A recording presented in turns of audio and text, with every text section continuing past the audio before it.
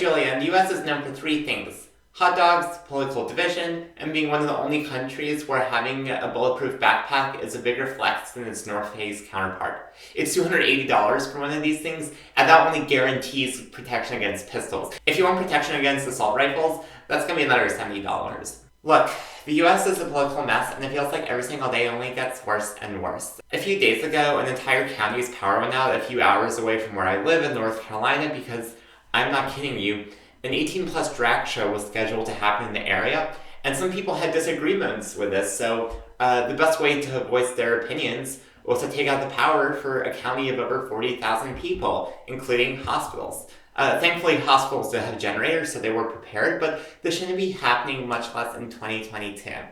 The harsh reality is that our country is getting more polarized by the day, and things like Elon Musk's acquisition of Twitter is doing nothing to help it.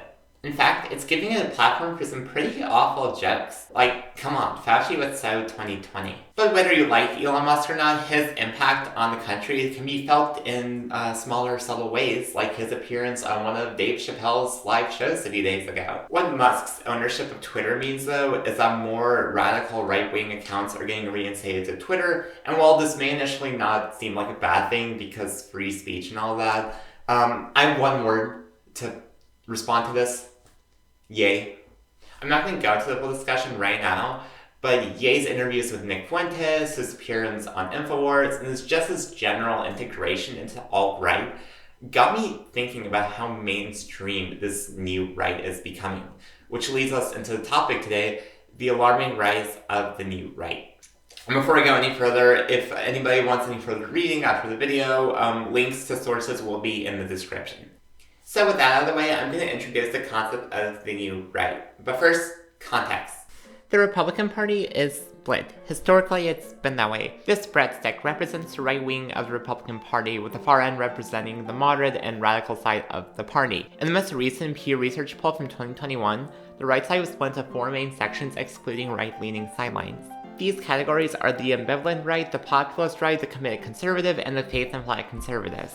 The ambivalent right is made up of younger GOP voters who half-heartedly supported Trump in his previous presidential bids, but are now switching to prefer other Republican candidates, with some even voting Democrat on a few issues.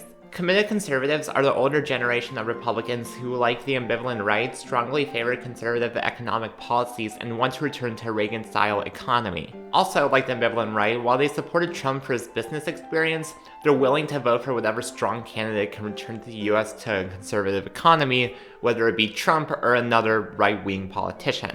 The populist right shares similarities with committed conservatives, but they differ in social status, typically being the less wealthy ones, and they also supported Trump in previous years and will continue to do so because of their trust in traditional politicians. The final section of the right are the faith and flag conservatives. These are committed to all conservative values, they strongly support Trump and will continue to do so, and they're typically the older demographic of voters who intertwine religion and voting. From this simple bread analogy, we can group the ambivalent right and the committed conservatives together based on their stance on voting as the non-Trumpers. A majority of this group will vote for Trump's opposition, either because of the extremism he brought to the GOP, or simply because they disagree with his handling of January 6th and his post-presidency behavior. The other side of the loaf are the Trumpers, which consists of the populist right and the faith and flag conservatives. There's definitely overlap when it comes to social issues and religion, with virtually all this group being Christian. Where they differ is political involvement. Faith and flag conservatives are the more politically active group and are the ones who show up at protests, run for Congress, and it's called faith and flag for a reason, so I'll just leave this here. I hear a sound of abundance of rain. I hear a sound of victory. I hear a sound of shouting and singing. I hear a sound of victory. This group largely believes January 6th was stolen and will continue to vote for Trump as long as he runs for president. As of 2021, based on numbers from polls alone, Trump still had the edge in the political party, but numbers unreliable a year later because of how rapidly things are shifting, nor will they be in 2024. What is reliable, however, are demographics. A lot of different age, gender, and ethnic groups make up the Trump section of the Republican Party, but even then there's been alienation for some groups. For example, certain Jewish leaders are now questioning their loyalty to Trump because of his lunch with the previously mentioned anti-Semites. I personally would have started questioning it when he made the war on Christmas more important than actual wars in the Middle East, but, better later than never. What's really worrying about the Trump side of the Republican Party are the rampant increase of conspiracy theories, where the aforementioned Republicans either begrudgingly or optimistically accepted Trump's defeat. Trump supporters still believe that the election was wrongfully stolen, which ultimately resulted in January 6th. And sites like Twitter are only amplifying these voices with personalities like Tommy Lauren, Bridget Gabriel, Evan Spicer, and Nick Adams, who pushes the envelope for the Twitter account that seems like it's a troll account, but it's actually a real Twitter account. I'm going to read out one of my favorite recent tweets from him, where he said, "It starts with Fortnite and boneless wings. It ends with gender pronouns and communism." That's a classic tweet in the books for me. Okay, so halfway through my recording, my camera decided to die. So I spent the past few hours cooking, sleeping, I watched a few YouTube videos. I was productive while at church, okay? I actually made some, hold on. Okay, cool, yeah. See, this is what we refer to as Americanized Greek pastries. It's going in the oven. Okay, anyway, back to topic at hand. What was it? Right, Nick Fuentes, I think. So here's what the context spells up to. There are currently two sides of the Republican Party, the non-Trump Republicans and the pro-Trump Republicans. Obviously, there are different distinctions within these, and you can divide into many subsections, but for our intents and purposes, these are going to be the two main sections.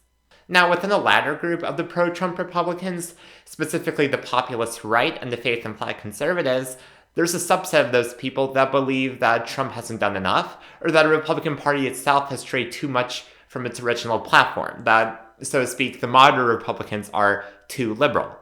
Enter Nick Fuentes.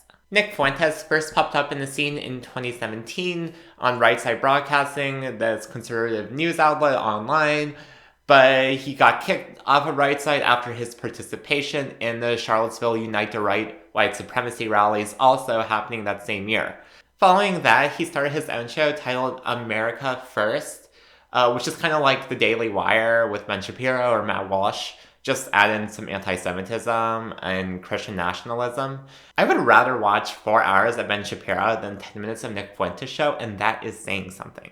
This show, I use the term show very loosely, is basically his own little echo chamber where he gets to discuss with others like-minded and people that think like him his views on the general discourse of politics. For example, his most recent video at the time of filming, titled Ye Uncancels Hitler, took place right after the infamous Alex Jones clip we've all seen at some point in the last month. He starts off with this monologue where he defends Ye and he defends himself, and he basically makes the argument that they're the victims in this case because the media, both left and right wing, doesn't understand Nazis, nor do they understand Fuentes. I just don't even know how to explain this, so I'm just gonna play a clip. Why can't a person say that they love the Nazis? And that sounds like a ridiculous question. Everybody would say, are you kidding me? Why can't you say you love Hitler? It's freaking Hitler. That would be it would be like a wow, just wow reaction. Wow, just wow. I can't believe anyone would say that. Well, answer the question. Your average person couldn't even tell you who Hitler was. I'm not sure what commentary I can provide to this, besides the fact that it makes so much more sense when you view previous clips from 2021. My job, and the job of the Groypers in America First, is to keep pushing further. We, because nobody else will, have to push the envelope. And we're going to get called names. We're going to get called racist, sexist, anti-Semitic, bigoted, whatever. That's our job. We are the right-wing flank of the Republican Party. And if we didn't exist, the Republican Party would be falling backwards all the time. Constantly falling backwards, receding into the center and the left. So we have got to be on the right, dragging these people kicking and screaming into the future. Into the right wing, into a truly reactionary party. And it's incremental. We're not going to drag them all the way over. But if we can drag over the furthest part of the right, further to the right, and we could drag the center further to the right, and we could drag the left further to the right, then we're winning. It might be easy to just dismiss Fuentes as another right-wing troll vying for attention by saying asinine things, or by victimizing white supremacy. But you can't dismiss him as just another right-wing troll when you look at the larger picture. Earlier this year, Fuentes hosted the 3rd annual AFPAC, which stands for America First Political Action Conference, back in February. So remember how I mentioned his show America First earlier?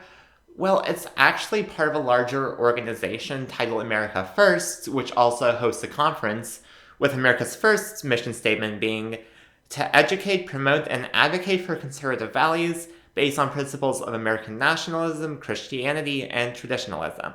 So initially, this just seems like another right-wing organization until you remember what Nick Fuentes stands for. He's associated himself with big names in Congress like Marjorie Taylor Greene, Paul Gosar, Wendy Rogers, but more recently, and more importantly, he had lunch with former President, I almost said former President Kanye West. That was a slip. But more recently, he had lunch with former President Donald Trump and Ye, which made headlines for a good reason, because those are very influential people. Speaking of food, I think my Spanaka pita's done. Hold on, give me a second. I'll be back. Oh my goodness. I don't want to spill anything here, but this thing looks good. I just want to finish ramen so I can eat this. So I guess this is where I connect the dots. Remember the baguette? What Fuentes and other people on the far right are doing are that they're using congresspeople, celebrities, and now President Trump to push anti-Semitic, Christian nationalist, and white supremacist views onto the Trump voters of the baguette. And because outside of the baguette's composed of the most socially focused groups, the faith-implied conservatives and the populist right, a new America First ideology wouldn't be too hard for them to embrace. All they need is someone to guide them, which is what Trump did with January 6th when he encouraged a protest at the Capitol, only rescinding it when he realized how far the protest actually went. Trump never denounced or criticized Fuentes outright. He just simply stated that he had no idea who Fuentes was until after the lunch, which, yeah, that's fair. Nobody else in the world knew who Fuentes was until after that lunch. But it's not a good look to keep quiet when you find out someone like that had lunch with you, which is exactly what Trump did. The non-Trump Republican right has furiously been fighting against not only Trump, but also the emerging America First Party, people like Ben Shapiro and Charlie Kirk included. If there's one thing I want you to take away from this opinion, it's that people like Nick Fuentes are dangerous, not only to Republicans, but to everybody, especially minorities.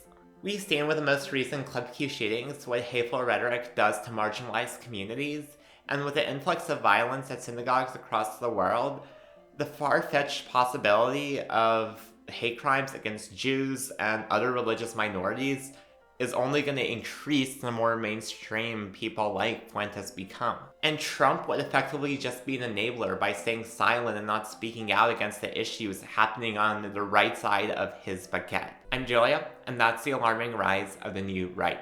See you guys next time.